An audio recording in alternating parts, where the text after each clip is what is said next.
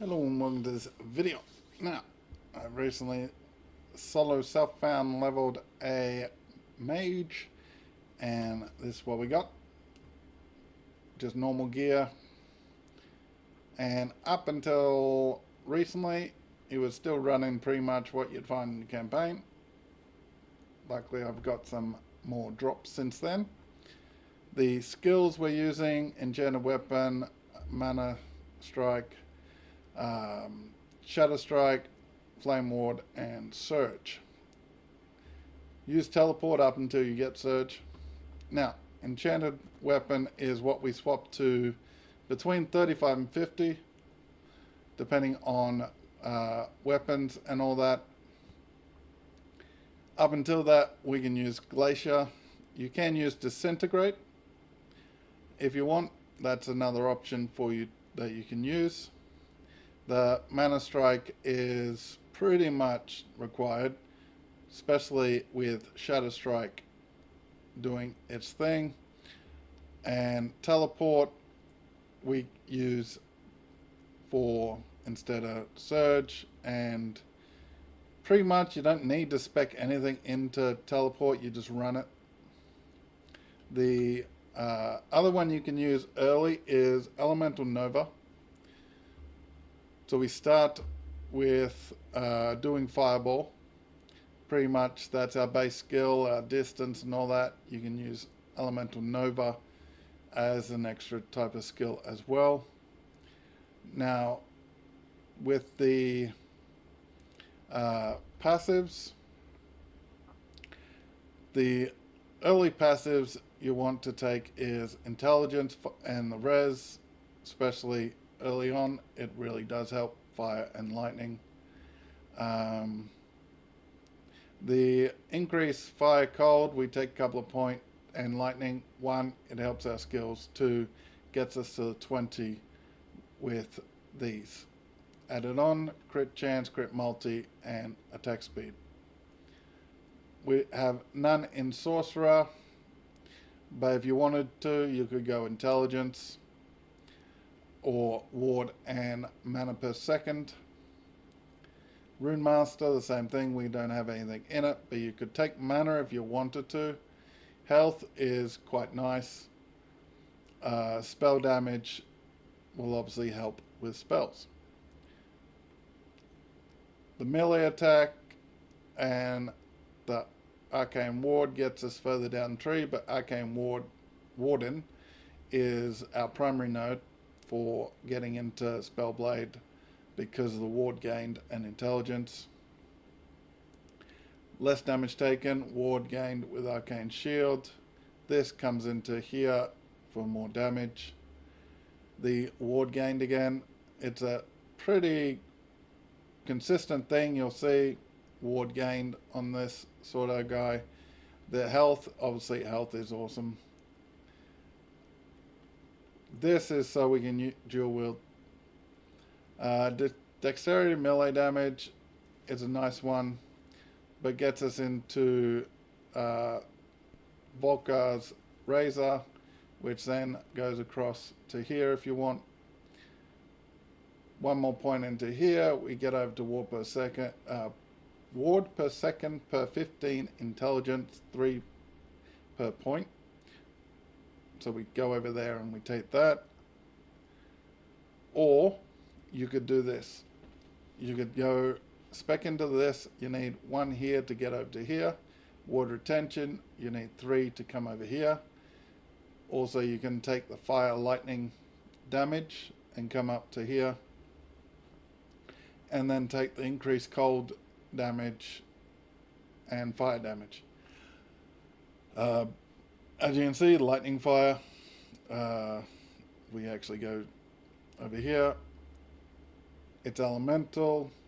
We got some lightning damage on surge. And we have a look at our skills. So we're 16, 17, 15, all that. So if we go ahead, melee fire damage, increase melee fire damage, we could just cap out all this if we really wanted to. Ignite chance, I wouldn't say go do that, but obviously if you want to go ignite based, it's perfectly fine. Now, these other nodes, you could take that one. The activation duration is very important because we use it as a damage boost, so we want damage boost as long as possible.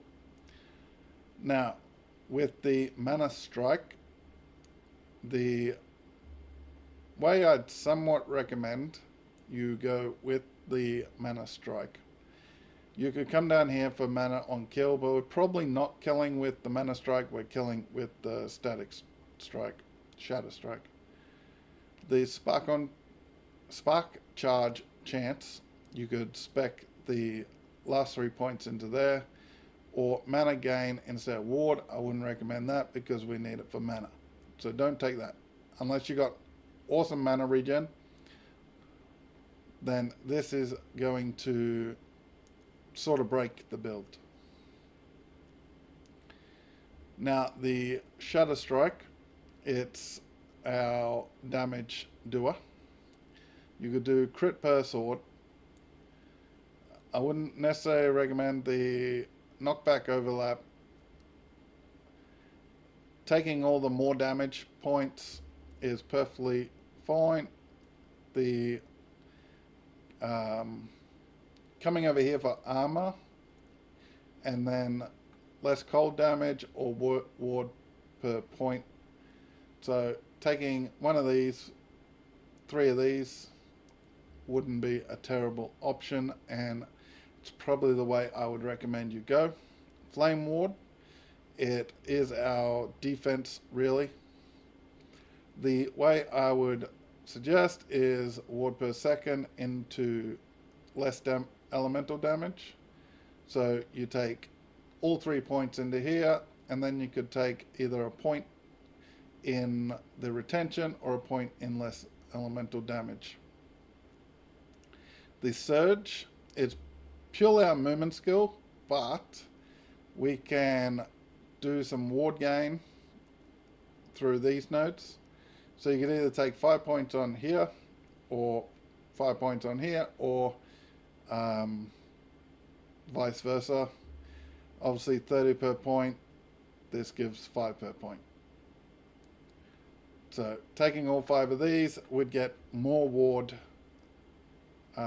gain, and this is very much ward gain sort of style, and we're actually using mana strike with shadow strike, so we're holding down both, and then when we run into a rare, we'll hit the enchanted weapon. So we're doing both. As you can see, we come over here using our surge, flame ward. We have the ability to cast 2 with a skill tree. But as you can see, we have decent enough amount of ward to take on things, but obviously on cooldown, more ward is better. Now, if one of the rares would spawn, so you can see I haven't hit the actual enchanted weapon yet. I'm waiting for the actual rare so I can show you that. Come on. Group kills is probably what you want to try to do as well. Here we go. So, hit a ward, hit that. As you can see, just stand and take out. And we're done. So pick up some stuff. Oh yeah, we don't really need some stuff at the moment because we are at a point where we're fine with the gear we got at the moment. But we could always sell it, I guess. So yeah, the Mage, once you get a couple of decent weapons, Mana Strike +1, you don't necessarily need it because, as I showed, you pretty much only need like 16 points in Mana Strike and you're good to go. The rest of it's pretty much just resistances and stuff. We're low on Poison and Necro purely because the stuff hasn't dropped. Keeping this just so I have some Poison, Cold, Elemental and Fizz. If I can get lucky and bump it up, it might be a good defense belt just to shove on. But as you can see, we haven't been overly lucky with our drops, but we're still doing good enough damage to clear echoes. And yeah, 29 intelligence, 10 dex, and we're good to go. The ward, we're generating, boom, boom, boom, boom. So if you imagine the skills and all that, where we're getting more ward per second, then we're going to then bump the thing up every time we use our flame surge. So every time we do this, we gain 400 ward. So imagine, so we're like 500 easy. Imagine we bump that up, we get 600-700 just without this, and then we bump it up. We increase our overall life pool quite nice. So, and I'm pretty sure I said, but just to go over again, early flame ball, pretty much all damage. Take some cast speed is nice, and damage. By the time you spec 2 points into that and 5 points into that, you'll probably be over it. But if you come down here and take the other 3, because you'll then change into something like Glacier. Glacier, we want to take chill chance is nice, but the damage and mana efficiency. And then we come up here for larger explosions and the hit against the rares. So pretty much 4 here, 4 here, 4 here. That's 12. And as you can see, we're currently 16 on the skills we're using.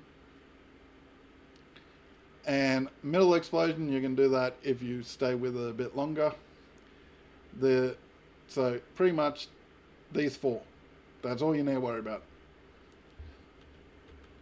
And disintegrate, if you went disintegrate, range is nice, but pretty much you want to sort of like get tier 3, or you can less damage taken is sort of defensively nice, and then damage into 2 beams if you got the mana regen to do that. But 5 points here, 4 points there, they'll give you 9 ward per 3 int, give you some defense, and then some recovery, cooldown recovery. But these 3 will give you enough points before you get to enchanted weapon, which obviously I've shown how we went about that. So the passive tree, you can obviously go the ward, be more defensively, and as I went through, showed different ways that we can get through that. I'm going to take this one, more ward per second, and a little bit more intelligence, so now we're on 30. But yeah, 60% ward retention, which gives us 123, but it also helps us with ward decay. So the overall ward we have is obviously higher for longer. But hopefully this was helpful and showed you different ways you could go about the Mage. I do recommend you play this Bellblade into this sort of thing. It's very survivability. There is a lull between 30 and 40, all because it depends on drops. Because we're changing over to the blades, we still need half decent blades to actually drop for us. So there might be a little lull where you don't have the damage you want. But once you get a couple of decent blades, like what are we doing? 2500 with that, 5600 with that. That's just ward gain, really. Surge, we're doing 2800 with our teleporting, so, and this obviously buffs our elemental damage by 15%. Melee attack. And 50% more elemental damage for 5 seconds base. And yeah, it is more or less fun because you're killing a lot of things and you're not really having to worry about stuff. But hopefully that helped you with the mage and sort of how to progress through with the mage to get to here. After this, then yeah, it's pretty much what you want, where you want. And I would recommend more ward gain, more ward retention if you want to keep the ward high, but more ward gain per second or on hit or anything like that is probably where I would suggest you go. And hopefully that's helpful. Catch you in the next video, and goodbye.